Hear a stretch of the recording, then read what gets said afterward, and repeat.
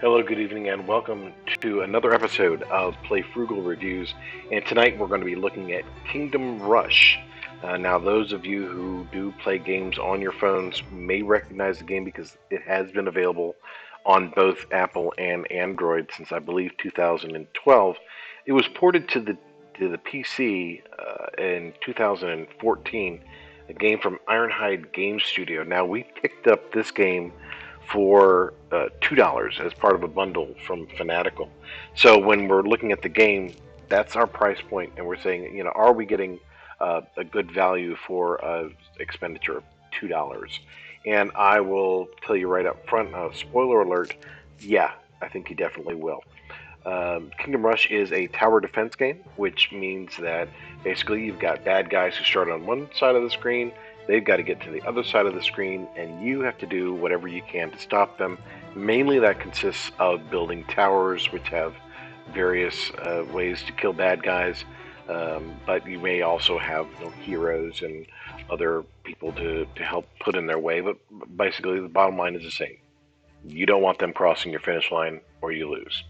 Now, we'll kind of get into it. I'll let you look at what the screens look like. So we'll hit the start off with the new game. And since we're just doing a casual walkthrough here, we'll actually pick a casual difficulty level. Now, we're going to start here in the first screen, but I'll tell you, they pop up these little flags as you progress, more and more progress all the way throughout this land. There are a ton of levels to complete. So replayability is going to be definitely very, very high. And let's go and get into it and get started. Now, I'll skip all the tutorial stuff because what we're doing here is show you. Now, at the beginning, top of the screen, that little circle is showing us the bad guys are going to come from here. And it says incoming wave, goblin times 3. So there'll be 3 goblins coming in the first wave. They've got to go down this path, around the corner here, through this, and down past this finish line. Now, I'll tell you, they don't actually count until you get off the screen. So the finish line isn't necessarily the finish line. But anyway, each of these spots here are strategic points where you can build a tower. And they have various kinds of towers. They have, archery towers, where you have archers who can shoot arrows. Barracks, which have soldiers in them, and you'll put them in the path, and they'll obstruct monsters as they come trying to cruise through.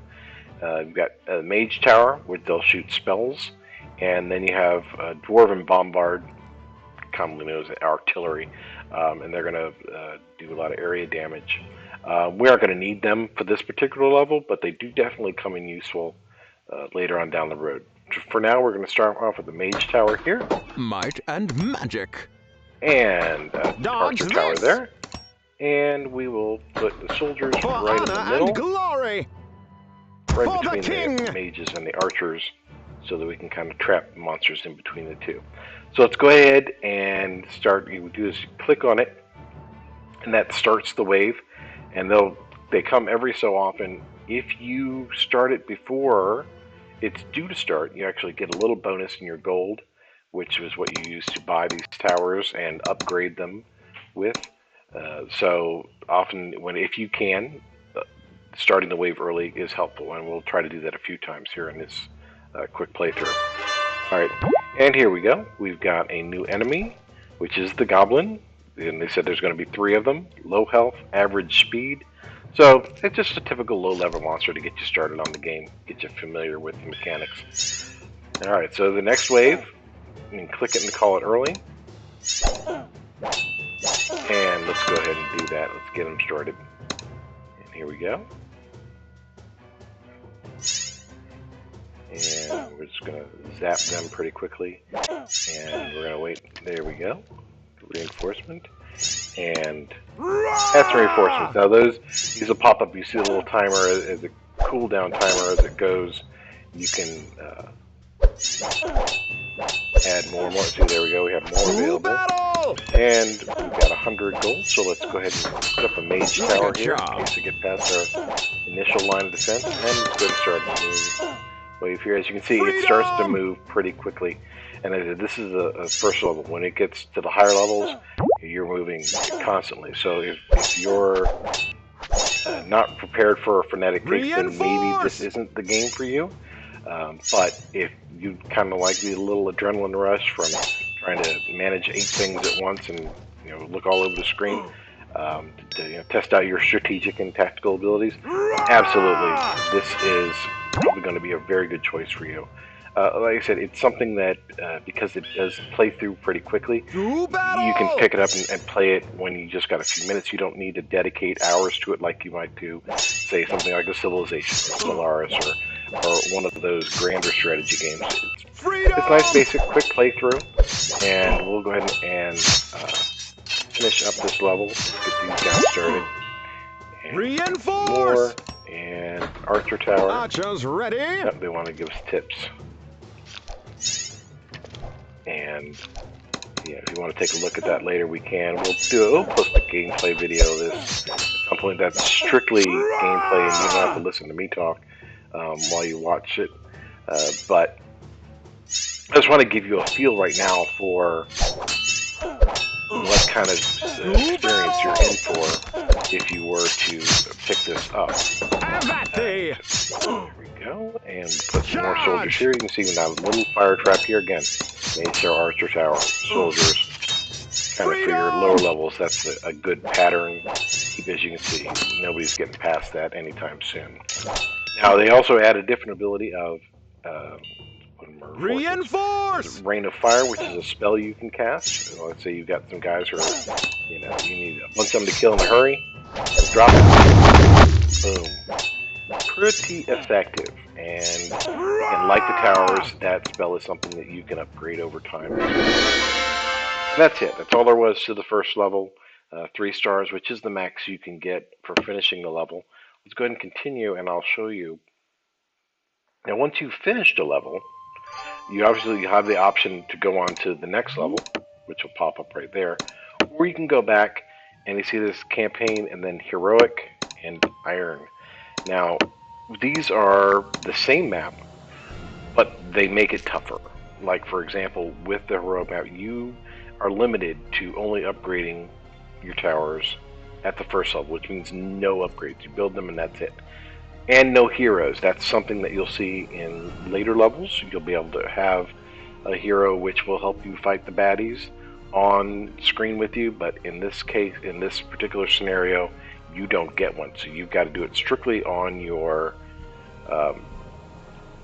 tower and tactical ability, strategic ability there alone. Now the Iron does more. For example, here you only have level 1 initial upgrades, no heroes.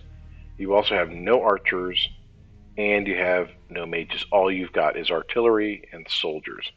So that's going to be obviously an additional challenge and going to require a completely different setup than what we were using to get through the first one.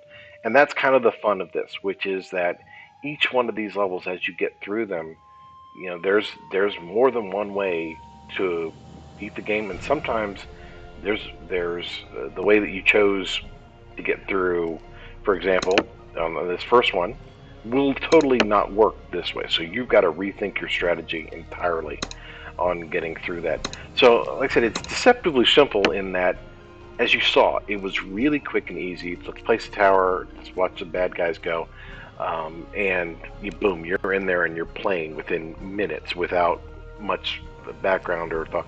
But as you get up in the levels, you might have 30 tower emplacements. You've got, maybe 100 bad guys on the screen at the same time. You're trying to look at all these different places at one time. It can really be a very challenging experience. And so if you're, say, well, I'd really be bored with this, no, you won't. No, you won't. In fact, the problem that I've had with this game is mainly exactly that.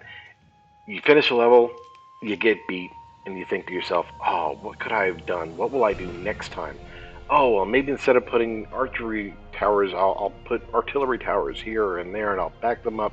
And you start plotting and planning these stuff. So then you think to yourself, okay, I can play through this real quick. I'll just go in, give it one shot, and see if that new idea works.